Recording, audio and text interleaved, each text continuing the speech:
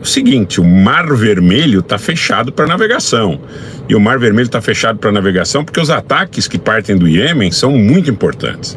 Então a MSC, a Maersk suspenderam ali a navegação dos seus navios. Esvaziou o porto israelense de Eilat. Resumo da ópera, os iranianos tomaram conta do Mar Vermelho, né, gente? Vamos combinar aqui e vamos falar com palavras que sejam mais compreensíveis para vocês que nos acompanham. Os iranianos tomaram conta do Mar Vermelho, eles deram um lance bastante ousado, porque ao mesmo tempo que Israel está tomando conta de Gaza num conflito encarniçado, não é? Cheio de armadilhas para o exército de Israel, mas matando muita gente, ferindo muita gente já saindo de Gaza, mas da mesma forma que acontecem problemas na Cisjordânia, o Irã faz uma represália. Boa tarde, Ellen, seja bem-vinda. O Irã faz uma represália através dos iemenitas tomando conta do Mar Vermelho. Agora os americanos, Israel, estão dizendo o seguinte: vamos formar uma coalizão para tirar os iranianos do Mar Vermelho. E aí, na medida em que essa situação vai subindo, o tom vai subindo e as preocupações também de lado a lado em relação a não perder hegemonia também vão crescendo, não é? Eu digo para você o seguinte: 18 horas e 5 minutos desse sábado em São Paulo, 16 de dezembro, a guerra está chegando ao Mar Vermelho. Quando eu digo a guerra, porque vocês podem até dizer, já chegou, né? Porque tem navios atacados, navios capturados e tal.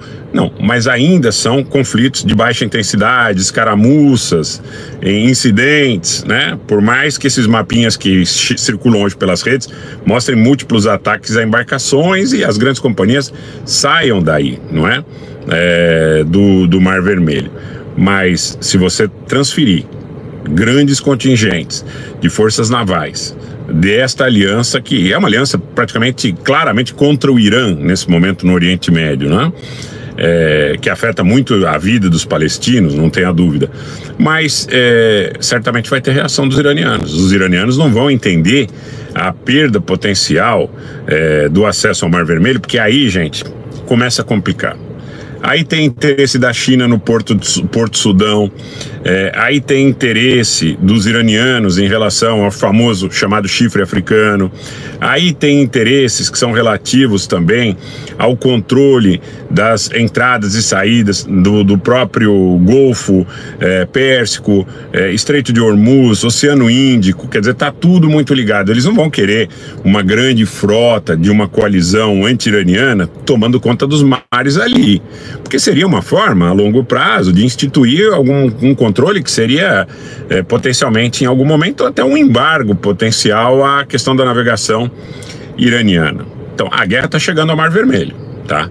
Então, da mesma forma que desde o primeiro dia eu falei para vocês, desde 7 de outubro, não me cheira a possibilidade de terceira guerra mundial, como alguns alardearam, até porque os players, potências nucleares que têm direito de veto do Conselho de Segurança, nenhum deles vai intervir contra os Estados Unidos ou a favor dos palestinos, muito menos a favor dos iranianos, ou muito menos a favor dos palestinos, e não vai intervir a favor dos iranianos. A ordem não muda muito em nenhum dos casos, né? Eu até disse, para quem está chegando agora, que eu publiquei no Twitter uma matéria que mostra ali reclamações dos iranianos por não receberem armas pagas à Rússia, tá? Então, esqueça essa ideia que o Irã vai defender, que a Rússia vai defender o Irã, porque isso aí é mera propaganda, informação desencontrada, geração de dissonância cognitiva, e não tem nada a ver, tá? Agora, por outro lado, é fato que a gente está chegando no momento crítico dessa queda de braço entre os Estados Unidos e Israel, de um lado, e do outro lado o Irã e seus aliados.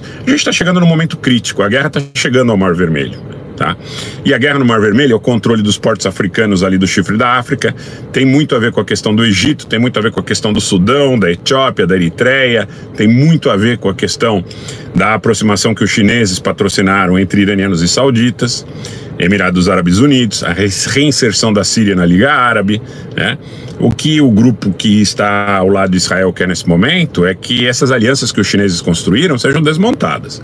E os chineses, quando montam essas alianças, eles na realidade eles estavam adiando um pouco a aproximação que já existe há muito tempo, mas o aprofundamento, a formalização das alianças entre sauditas, Emirados Árabes, Israel e a criação ali no âmbito do Conselho de Cooperação do Golfo de um ambiente mais favorável a Israel. A guerra está chegando, gente, no Mar Vermelho. Se você acompanha nosso Telegram, se você acompanha nosso Twitter, você está por dentro dos ataques que são realizados pelos Houthis do Iêmen, você está por dentro do fato que eu publiquei agora há pouco, que Israel atacou 45 quilômetros dentro do Líbano, num escalar da guerra contra o Hezbollah, e tudo isso, né, chegando agora no final do ano, de uma forma tão rápida que eu não diria que talvez nós possamos aguardar janeiro antes de termos um embate mais forte entre grupos aliados ao Irã e grupos aliados a Israel ou que suportam Israel, tá?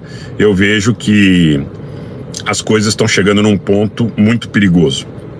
Não é terceira guerra mundial, tá, gente? Não é a guerra entre a Rússia e os Estados Unidos que os propagandistas veiculam. É uma guerra entre o Irã e Israel, que tem forte influência do interesse diplomático, militar, e eu diria por meios não militares, mas por meios econômicos, fundamentalmente também a presença da China em relação a ter o Irã como um player regional de expressão. E o que a gente está vendo, né? Na realidade, hoje na faixa de Gaza, que é uma situação assim, abjeta, nojenta, né? Muitas vezes a gente todo dia precisa se reinventar para ter coragem de falar a respeito disso sem que nós sejamos tomados por uma sensação de ira, né? Uma sensação de raiva, de tristeza, né? Tudo isso que eu acho que é normal do ser humano quando vê a quantidade de crianças mortas, de idosos, de escolas destruídas e a dita comunidade internacional só com mensagenzinha bonitinha, mas não acontece nada, né?